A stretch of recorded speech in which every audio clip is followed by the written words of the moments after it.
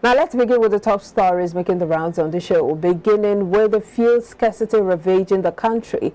While in its bid to accelerate petrol retail services across its 54 stations across the country, Mainland Oil and Gas Company Limited has partnered with the state oil firm, the Nigerian National Petroleum Company Limited, and has slashed petrol price to 195 naira per litre. The managing director of the company, Dr. Chris Igwe, stated that the company has remained steadfast to regulatory compliance on pricing in line with its commitment to partnering with the Nigerian National Petroleum Company Limited in taming price distortions in the domestic energy market. He said the domestic fuel market required disciplined players who must stick to existing regulations on sustainable supply, reliable services, and stable prices.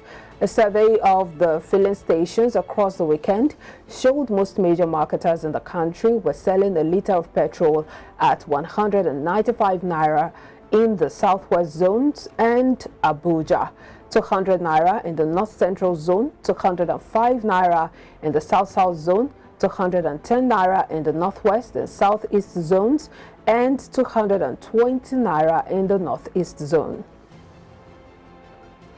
And on cash planning policy, as the federal government struggles to generate revenue and manage its rising expenditure, it plans to launch a new policy for public finance management.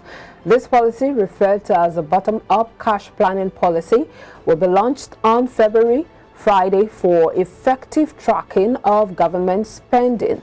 The program, which takes off on the same day the old Naira note was supposed to cease to be legal tender, has been in the works since 2009, when the federal government initiated a feasibility study to determine the best strategies to address its cash management challenges as part of its public financial management reforms.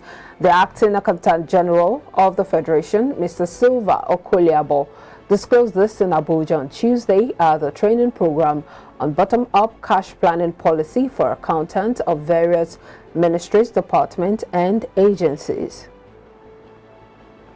And the World Bank has said about 850 million people globally do not have an official means of identification.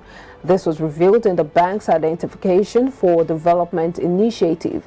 According to the report, most of the people without any official means of identification lived in low and lower middle income economies in sub-Saharan Africa and South Asia. The data, which covered 194 countries, revealed that over half of those without proof of identity were children whose births had not been registered. Despite some progress, women living in low-income countries were still 8 percentage points less likely to have an ID than men.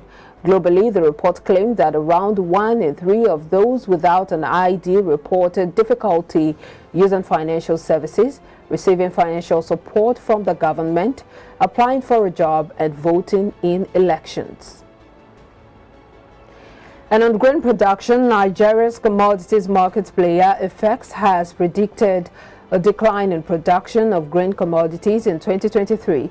It said this in its annual Commodity Outlook report for 2023, which was unveiled during its virtual event. The report forecasted that the impact of flooding, devaluation of the naira, high logistics costs, and the socio-political situation in the country would keep commodity prices at historically high levels amid concerns of an impending food crisis and global recession. It attributed the surge in prices to the low production volume of maize, paddy rice, sorghum, and cocoa. The commodities, it added, declined by an average of 11.5% in the 2022-2023 trading season due to price-induced low fertilizer usage because of the Russian-Ukraine war. Well, we will be analyzing all of this with Charles Fakroha, iBrandTV senior analyst. After this break, please stay with us.